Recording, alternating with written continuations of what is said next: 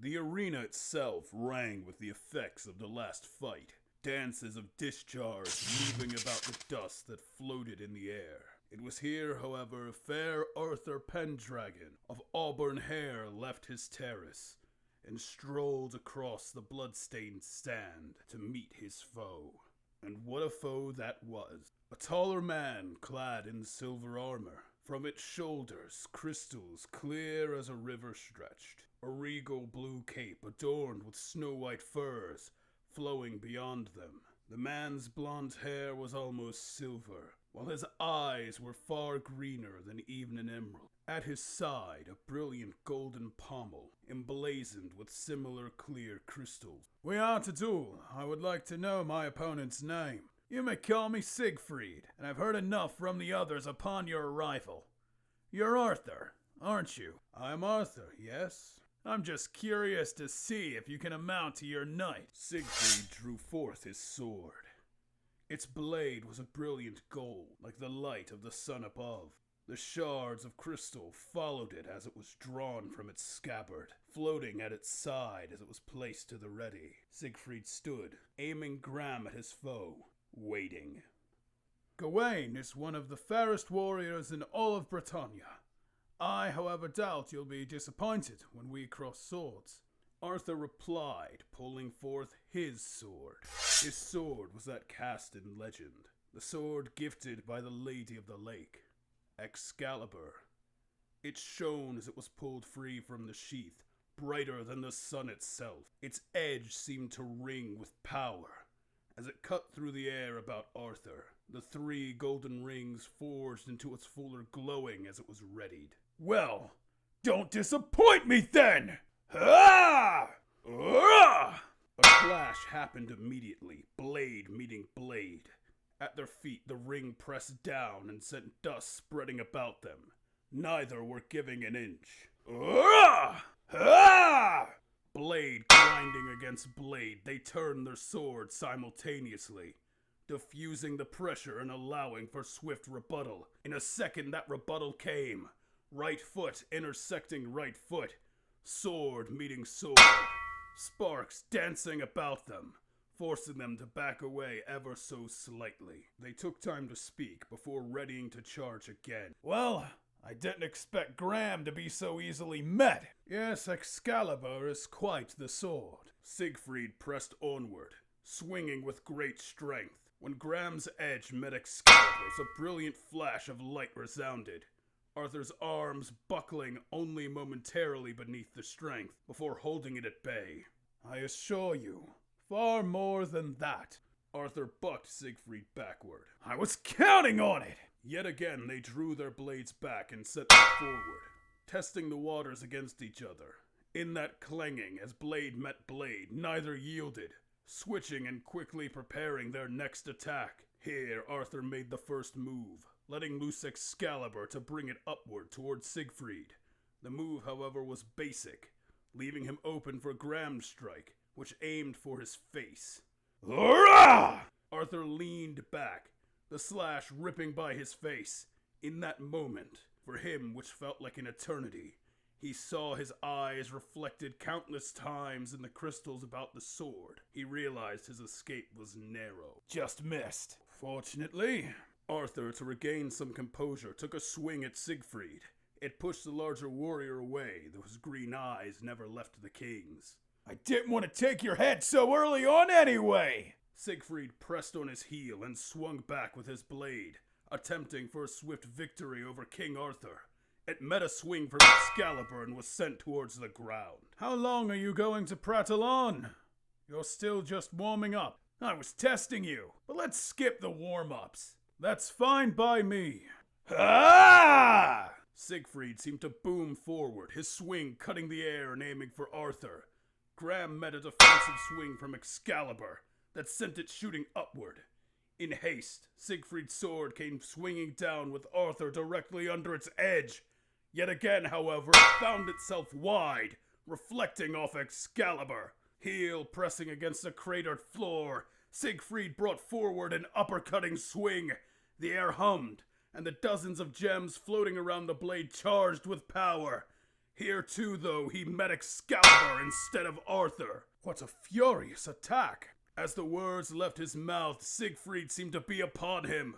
Graham slamming into Excalibur again, casting sound and fury about the battlefield, yet amounting to nothing. No openings yet! Sorry, it will take a bit more than that to open me. Their swords met. Again, in stalemate, they slammed their swords against each other. Again, and again! As that last slash parted them, they took only a moment for composure, before pouncing at one another yet again. Again they swung about, neither landing a decisive blow, as they skirted over the entire arena floor. Arthur delivered a fierce upward swing that barely missed, pushing Siegfried back. If I wanted to, this fight would have already been over! Is that so? Then come at me. From this point on, I will not be holding back. Siegfried smirked, looking across the ring to the terrace where Sun Wukong was sitting. Legs kicking, the Monkey King was almost boredly looking away. I was saving this for the Monkey King next round, but I'll beat you with it first. Graham itself began to gain a deep crimson hue.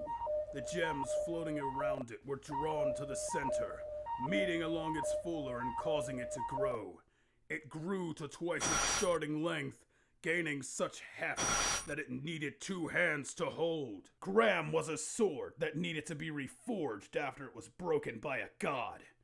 In that process, my father's blade became even more renowned and powerful. More so than any dragon or king. Ah! Guttural Siegfried charged. Arthur was stilled by the sheer speed of his foe as he drew back his sword. A heavy across-the-body swing came arching over, the frozen Arthur staring at it in awe, a precious target unable to react. What a weapon! Don't worry, you'll be meeting it soon! Ah! The blade bit into Arthur's armor at the shoulder and pushed right through. It gashed down across his front and beyond to the other side.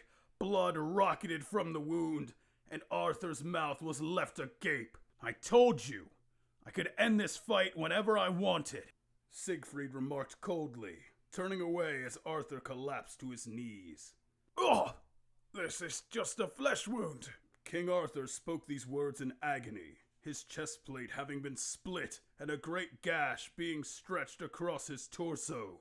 Go on, speak your nonsense. This is my victory. Siegfried seemed to look at him with pity. Arthur grimaced, pressing up to his feet. Standing back up? Don't be alarmed. I lack the immortality of our next opponent, but my scabbard does prevent such lethal attacks from striking me down. Arthur huffed, the wound losing its damage and smoothing over. Siegfried looked over to Arthur's side, where the scabbard sat, teeth gnashing as the magic worked its way across his foe. That's a cheap tactic, just like immortality. A warrior needs to earn all they get in this world, be it position, wife, or power. I couldn't agree more. I was debating wearing the scabbard into combat here. After all, it is a tournament. So, if you insist on a fair match, I will do the same. After this discussion, Arthur threw his scabbard to the side before leveling Excalibur. Ha! Hurrah! They swung and met blades again, Graham in its improved state pushing Excalibur down with even greater force, but not enough to unseat the king. I'm wondering now how you'll handle this attack! Siegfried once more took initiative, coming for a fierce strike. With resolve, of course! Arthur parried the blade with an upward swing. I laid low Fafnir. You'll need more than resolve, and I have won wars. I don't just have resolve! He then brought Excalibur around and sliced at Siegfried's shoulder. Graham met it, repelling the force and allowing the two to lock eyes once more. Siegfried charged and swung, meeting Excalibur again. They split immediately after, still stalemated. Still going? Good! Keep it coming! I can see the excitement. Perhaps I am living up to your expectation. Arthur's thrust struck firmly against Siegfried's chest plate. The metal cratered and force built up on that point before the blonde warrior was sent shooting back. Several dozen meters opened up between them before Siegfried came grinding to a halt. Arthur charged across this distance, his honed body and years of experience playing across his frame. Excalibur in its resplendence was sent downward towards Siegfried yet again, this time carrying the full brunt of the king's wrath. Graham came up and met it, and found its edge buckled beneath the strike. "Yes, you are. This is an even match." The blond man pushed up, deflecting the blow before swinging and finding his blade meeting Excalibur yet again. An even match, however, puts us at a disadvantage. Susanoo mentioned himself as a god, and while I can swear by your skill, neither of us are divine. What does that matter? There's more to battle than station. Indeed, there is. He isn't unbeatable, but more than that, keep at me! Ah! Excalibur was sent cutting across the air, aiming for Siegfried's side. Siegfried barely ducked beneath it, the sword drawing a thin red line along the side of his face, ending just over the ear. Siegfried stumbled off from the attack, his hand reaching up and dabbing the crimson that was now rolling down his neck. "You cut me." "Why are you surprised? You did so to me easily earlier." "You barely grazed me. What an impressive sword." "Excalibur clefts what it strikes, be it armor or unenchanted blades." "I understand." Siegfried stood firm. "What craftsmanship!" Siegfried planted his foot and rocketed forward. "Not that it matters!" The impact was massive, yet neither buckled or fell. Once more they stood evenly matched in combat. They drew their swords back and swung again. "Say, what land do you hail from?" "The mainland of Europe." "A cold place. I admire that. It appears it breeds great warriors. Britannia does not seem so poor in its warriors either." Their blades met again. "I have to admit, this has been fun." "Yes, it has been." "You seem ready to end this." "Yes, I am." Arthur pushed from their mutual position, throwing his foe back several feet. Siegfried recovered quickly, however, and cracked a smile. "Good then! How about we get to it?" "A fine strike, I must say. Now I return the favor." "Good! Now then!" Ah! Siegfried shouted, sweeping down in their equal clash. Arthur felt his sword being thrown down, the superior length of Graham coming into play yet again. The edge of this great sword sliced down across the king's shoulder, blood rushing from the wound and buckling his knees. "This is my victory." Graham was whipped around and slashed upward, knocking Excalibur to the side and nearly out of the king's grip. The slash then ripped up Arthur's chest and beyond. Blood sprayed from the wound, and the king was sent flying away, his body hurled by the great strength of his foe.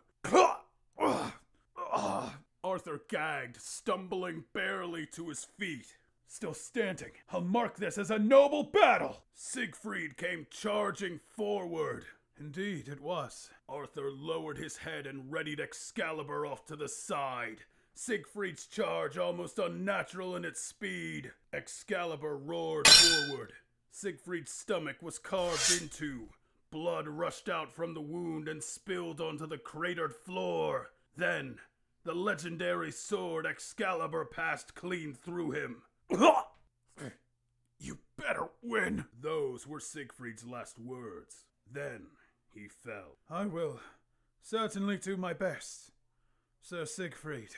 But this competition is not going to be so simple." From the terrace, bearing Thor and his father, a woman emerged, her footsteps gracing it with angelic light. A pair of wings like those of Michael momentarily burned along her back, before jetting her to the side of the broken Siegfried. "Care for him." And with a touch of her hand, the body seemed to burn atop a pyre, fading away into ashes, leaving King Arthur the victor.